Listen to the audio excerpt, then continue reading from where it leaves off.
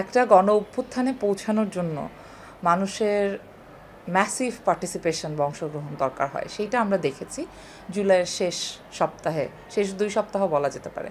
এবং সেই 1.5-2 সপ্তাহ এবং অগাস্টের 5 দিন, এই কয়টা দিন যদি আমরা চিন্তা করি যে মানুষের যে ম্যাসিভ পার্টিসিপেশন, সেখানে মূল আকাঙ্ক্ষাটা কী ছিল? প্রথমত এই হত্যাকাণ্ডগুলো বন্ধ করা, দ্বিতীয়ত এই হত্যাকাণ্ডগুলোর তদন্ত, বিচার এবং পুরো ন্যায় বিচারটা এই হত্যাকাণ্ডের যারা শিকার হয়েছেন, যারা শহীদ, তাদেরকে দেয়া। এবং পরবর্তীতে যখন শেখ হাসিনা পালিয়ে গেলেন, তারপরে ক্ষমতায় একটা নতুন সরকার আসলো, একটা অন্তর্বর্তী সরকার আসলো, তাদের কাছে আশা ছিল যে আহতদের পুনর্বাসন এবং নিহতদের পরিবারগুলোর পুনর্বাসন, আহতদের ট্রিটমেন্ট এবং তাদের একটা প্রপার তালিকা তৈরি করি। আমরা দেখতে পাচ্ছি যে ইউএনের রিপোর্ট অনুযায়ী 1400 মানুষ, আর এখনও বাংলাদেশ সরকার 800-র উপরে এই পুরো জিনিসটা রেজিস্টার করতে পারেন নাই। অর্থাৎ আমরা বুঝতে পারছি যে এখানে আমাদের একটা মেজর, মানে আমাদের আশার সাথে যা পেয়েছি তার একটা ফারাক আছে। তার সাথে সাথে আমরা দেখেছি বিভিন্ন সময় আহতরা নানাভাবে সরকারের কাছে নানা রকম দাবি দেওয়া নিয়ে গিয়েছে যে তাদের যত ভালোভাবে ট্রিটমেন্ট হচ্ছে না, পুরো বিষয়টার গভর্নেন্সের প্রবলেম সেটা আমরা বুঝতে পেরেছি, মনিটরিংয়ের প্রবলেম সেটা আমরা বুঝতে পেরেছি, এবং কোনো ধরনের অ্যাকাউন্টেবিলিটি না থাকা ওই জায়গাগুলো, সেখানে অনেকগুলো মিসহ্যাপ হয়েছে। নারীদের এবার অনেক বেশি পরিমাণ অংশগ্রহণ ছিল, তাদের নিজের এজেন্সি, যেটাকে আমরা কর্তাসত্তা বলি, সেই কর্তাসত্তা নিয়ে তারা তাদের অ্যাক্টিভ পার্টিসিপেশন করেছেন, রাদার দেন স্ট্র্যাটেজিক্যালি নাম্বার হিসেবে ইউজড হওয়ার চাইতে তাদের অনেক গুরুত্বপূর্ণ ভূমিকা ছিল।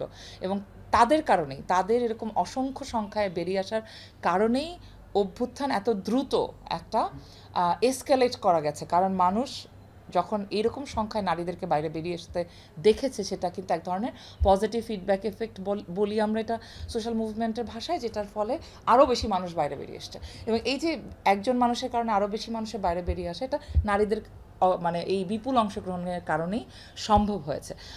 কিন্তু দুঃখজনক হলেও সত্যি যে আমরা দেখেছি যে অভ্যুত্থানের সাথে সাথেই, মানে অভ্যুত্থান শেষ হওয়ার সাথে সাথেই নারীরা ফ্রেমের নিচে চলে গেছেন বা ফ্রেম থেকে হারিয়ে গেছেন, এবং সেটার সেই ফ্রেমের মধ্যে, যেই ফ্রেম আপনারাই ধরেছেন, এবং সেই ফ্রেমের মধ্যে নারীরা আর জায়গা পান নাই।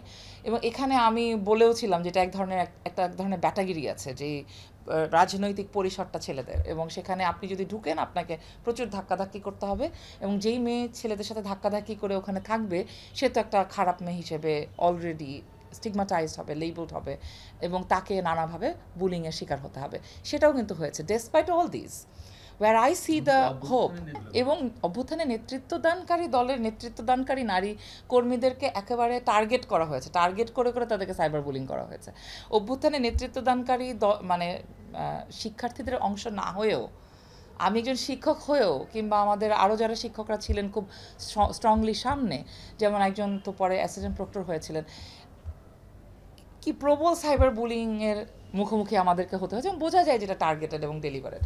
এখন এগুলো করেও আমি অপটিমিজম যেখানে দেখি যে এত কিছুর পরেও নারীরা কিন্তু ওইখানে থাকতে চাচ্ছে না, তারা কিন্তু প্রবলভাবে তাদের অ্যাক্টিভ পার্টিসিপেশন এবং হিস্সার জন্য তারা পলিটিক্যাল স্পেসে আসছেই, এবং এত অ্যাবিউজ, এত বুলিংয়ের পরেও কিন্তু নারীরা আসতে চাইছেন।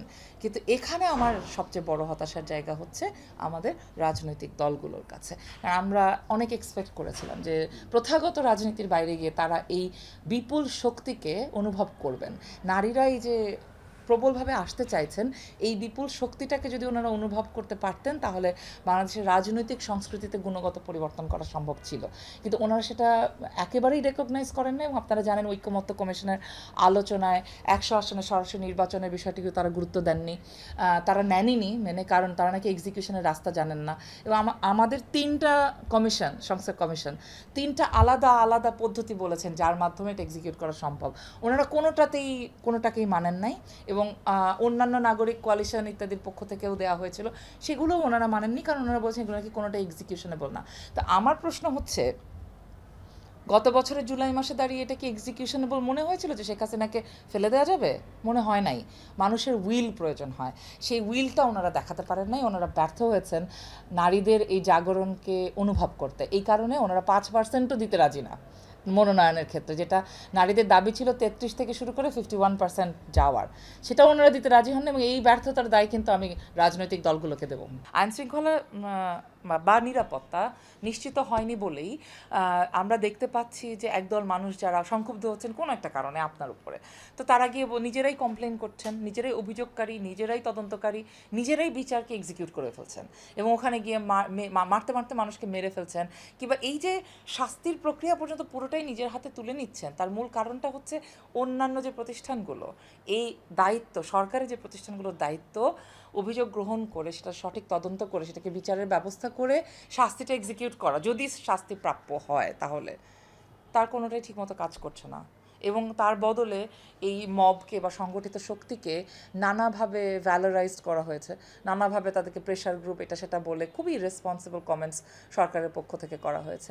সুতরাং সেই সমস্ত কারণেও আসলে এই এই জাতীয় বিচার বহির্ভূত কার্যকলাপের পরিমাণ বৃদ্ধি পেয়েছে। পুলিশের উপর জনগণের ট্রাস্ট বা আস্থা না থাকা, এই সমস্ত কিছুই কিন্তু বলে দিচ্ছে যে আমাদের আইন শৃঙ্খলা পরিস্থিতিটাই সবচেয়ে নাজুক। এবং হয়তোবা অর্থনৈতিকভাবে যে সমস্যাগুলো হয়েছিল প্রথম দিকে সেগুলো কিছুটা সামলে নেওয়া গেছে, বাজারকে কিছুটা কন্ট্রোল করা গেছে, তার ফলে মধ্যবিত্ত নিম্নবিত্তের যে নাগালের বাইরে চলে গিয়েছিল যে স্বাভাবিক নেসেসিটিসের দাম, সেটা কিছুটা কন্ট্রোল হয়েছে। কিন্তু আমরা দেখেছি যে কৃষি বা শিল্পে মেজর কিন্তু কোনো স্ট্রাকচারাল পরিবর্তন আসে নাই। এবং শিল্প খাতে আমরা এটাও দেখেছি আওয়ামী লীগের মালিকানাধীন অনেক প্রতিষ্ঠান বন্ধ হয়ে গেছে, যেহেতু তাদের মালিকরা পালিয়ে গেছে। সেই জায়গায় যেই শ্রমিকরা কর্মরত ছিলেন তারা কাজ হারিয়েছেন। নানান জায়গায় আউটসোর্সিংয়ের মাধ্যমে যে তৃতীয় বা চতুর্থ শ্রেণীর কর্মচারীরা যুক্ত ছিলেন, কিংবা হয়তো কখনো কখনো শিক্ষকরাও হতে পারেন, এই জায়গাগুলোতে তাদের সবাইকে ঢালাওভাবে আওয়ামী লীগ বলে বাদ দিয়ে দেয়া। এবং এই প্রক্রিয়াটা আমাদেরকে বলে দিচ্ছে যে আসলে আওয়ামী লীগ আমলে যেই বিষয়ের বিরুদ্ধে বাংলাদেশের মানুষ দাঁড়িয়েছিল, যে সেটা ছিল কি, সেটা ছিল যে আমার মানবিক মর্যাদা নেই, কারণ আমি আওয়ামী লীগ না করলে আমার জন্য কোনো নিয়ম আর কাজ করছে না। তাহলে এই যে আওয়ামী লীগ করলে আর কোনো কিছু করবার দরকার হয় না, এই যে প্রক্রিয়াটা, এই প্রক্রিয়াটার মধ্যে আবার আমরা কিন্তু বিপরীত অর্থকভাবে এই প্রক্রিয়াটার মধ্যেই থেকে গেলাম। তার মানে প্রতিষ্ঠান তৈরি করা এবং গভর্নেন্সের স্ট্রাকচারটা পরিবর্তন করা, এই জায়গায় কোনো পরিবর্তন আমরা অন্তত দেখি নাই। তো মেজর জায়গায় তো আমাদের অনেক হতাশা তৈরি হয়েছে এবং এই হতাশার একটা বড় অংশ তরুণ প্রজন্মের মধ্যে, যারা আসলে অভ্যুত্থানে লিড দিয়েছিলেন, তারা হতাশ বেশি হয়েছেন, তাড়াতাড়ি হয়েছেন। ওরা যদিও নতুন বন্দোবস্তের কথা বলেছে, পুনর্রাজনীতির যে বন্দোবস্ত সেটার ভেতরেই ওদেরকে কাজ করতে হচ্ছে। আমি মনে করি ছাত্রদের দলের এখনো বয়স বেশি হয় নাই, কিন্তু এটা সত্যি যে আমরা আসলে ওদের কার্যকলাপে কিংবা এক্সিস্টিং অন্য রাজনৈতিক দল, শুধু তো এনসিপি না, আরও তো নতুন দল হয়েছে, আপ বাংলাদেশ হয়েছে, আরও অনেক দল হয়েছে, তো এই দলগুলোর কার্যকলাপে কোথাও সাস্টেইনেবল চেঞ্জ আমরা দেখি নাই। সো আমাদের হোপ থাকবে যে যেহেতু তারা আমাদেরকে নতুন বন্দোবস্তের কথা বলেছেন, তারা একটা নতুন বন্দোবস্তের দিকে অন্তত যাত্রাটা শুরু করবেন, সেটা আমরা দেখতে চাই। এবং এই যাত্রায় যেহেতু তারা পুরোপুরি সরকারের সুবিধা নিচ্ছেন, সুতরাং সরকার তার যে ক্ষমতার জায়গায় বসে আছেন, সেখান থেকে তারা আসলে রাজনৈতিক দলগুলোকে এই নতুন যে বন্দোবস্তের কথা ওনারা আমাদেরকে বলতে চান, সেই নতুন বন্দোবস্তের অ্যাটলিস্ট বেয়ার মিনিমাম যে রাস্তাটা, সেই রাস্তাটা তৈরি করতে হেল্প করবেন, যাতে শুধু এনসিপি না, অন্যান্য রাজনৈতিক দলও নতুন বন্দোবস্তের রাস্তায় হাঁটতে বাধ্য হন। আর্থিক দুর্নীতি তো করবার কথা না, তাই না? তারা তো দুর্নীতির বিরুদ্ধে অবস্থান নেবার কথা। কিন্তু ধরেন আমরা বিএনপির যেসব অভিযোগ শুনেছি, সেগুলোর ব্যাপারে বিএনপি একরকম ব্যবস্থা নিয়েছে। এনসিপি কি তার প্রত্যেক যারা তার সদস্য যারা দুর্নীতি করেছে কিংবা যারা অন্যান্য অভিযোগ যাদের বিরুদ্ধে উঠেছে, তাদের বিরুদ্ধে কি ব্যবস্থা নিয়েছে কিনা, এটা দেখা জরুরি। ব্যবস্থা যদি না নিয়ে থাকে তাহলে তো সেই একই হলো। আমাদের উচিত হবে একটা ট্রুথ কমিশন তৈরি করা, যার মাধ্যমে এই বিপুল সংখ্যক জনগোষ্ঠী যারা অভ্যুত্থানে অংশ নিয়েছেন, বিভিন্নভাবে ট্রমার মধ্যে আছেন, আবার তাদের পাশের বাসাতেই এমন কেউ আছেন যিনি আওয়ামী লীগ করতেন, সাপোর্ট করেছেন, কিন্তু কোনো ফৌজদারি অপরাধ করেন নাই, তো তার বিরুদ্ধে কিন্তু আপনি ব্যবস্থা নিতে পারবেন না। Just because someone support some party, you can't really blame them on that. হ্যাঁ, you can blame them, but আপনি তাদেরকে ট্রাই করতে পারবেন, তাদের কেস করতে পারবেন না তাদের বিরুদ্ধে। ইফ দ্যাট হ্যাপেন্স, তার মানে কিন্তু রুল অফ ল আসলে হইল না, ডিউ প্রসেস হলো না। তো আমাদের সেই প্রসেসটাও বের করতে হবে। জনগোষ্ঠীর মধ্যে এই যে শার্প ডিভিশন তৈরি হয়েছে, এই ডিভিশনগুলোকে কীভাবে আমরা কমাতে পারি, সেজন্য কনভারসেশন ছাড়া, কথাবার্তা বলা ছাড়া আসলে খুব একটা উপায় না। বলা হবে একটা বিপুল সংখ্যক মানুষকে আপনি বাদ রাখলেন, এই বিপুল সংখ্যক মানুষ আসলে রিভেঞ্জ ভোটিং করতে পারে। There is a possibility that they would, যদি না কিনা তাদেরকে ইন্টিগ্রেট করার চেষ্টা করা হয়। এখন ইন্টিগ্রেট কিভাবে করবেন আপনি তাকে মাফ করে দেবেন? যার বিরুদ্ধে অভিযোগ আছে, যার বিরুদ্ধে প্রমাণ আছে তাকে কেন মাফ করবেন আপনি? তাকে আপনি একটা প্রপার ডিউ প্রসেসের মধ্যে দিয়ে নেবেন, তদন্ত করবেন, বিচার করবেন। সেটা না করে আপনি খালি বাণিজ্য করছেন, এর নামে 100 জনের নামে মামলা দিয়ে দিচ্ছেন, যাদের হয়তো কোনো সম্পৃক্ততাও ওখানে ছিল না। এগুলো তো কোনো কাজের কথা হলো না, এগুলো সবই গভর্নমেন্টের গভর্নেন্স ফেইলিয়ার, এবং এটা খুবই ডিজাস্টার্স হবে আমাদের দেশের জন্য। রাষ্ট্র হিসেবে আমাদের কিছু বেসিক প্রিন্সিপালসে একমত হতে হবে, যে সেটা নারীর অধিকার, সেটা মানুষের সিটিজেন হিসেবে সমমর্যাদার সমান নাগরিক অধিকার পাওয়ার। এই অধিকারগুলো যদি আমরা নিশ্চিত করতে না পারি, আগের অর্জন যদি পেছনে চলে যায়, তাহলে তো মানুষ বলবেই ডানপন্থার উদ্ভব হয়েছে। আর ডানপন্থা যদি আমাদেরকে থামিয়ে দিতে পারে, তাহলে এটা এই সরকারের চাইতে আর সবচাইতে বড় ডিসক্রেডিট কার? এবং আমরা যদি চিন্তা করি যে প্রফেসর ইউনূসের যে ইমেজ বিশ্বব্যাপী, সেটা তো তার জন্যই ক্ষতিকর, প্লাস তার সাথে তার ক্যাবিনেটে যারা আছেন তাদের প্রত্যেকের জন্যই ক্ষতিকর, কারণ ওনারা বেশিরভাগই রাইটস অ্যাক্টিভিস্ট। তো ওনারা যখন এরকম একটা ভয়ঙ্কর ঘটনা ঘটানোর পরে ওনাদেরও তো নিজেদের পরবর্তী চিন্তা নিশ্চয়ই রয়েছেন। সুতরাং সেই অর্থেও উচিত যে আমাদের সে কনভারসেশনে যাওয়া এবং বেসিক মিনিমাম হিউম্যান রাইটস, যেটা গ্লোবালি এবং রিজিওনালি আমরা অ্যাকসেপ্ট করি, সেই জায়গাটাতে কনভারসেশনের মাধ্যমে হলেও এক ধরনের কনসেনসাসে পৌঁছানো। নির্বাচনও প্রয়োজন, সংস্কারও প্রয়োজন। আমার কাছে মনে হয় স্বল্প মেয়াদে এবং মধ্যমেয়াদে যেগুলো, সেগুলো কিন্তু এই সরকার করতে পারে, কিছুটা করতে পারে রাজনৈতিক দলগুলোর কাছ থেকে কনসেনসাস নিয়ে।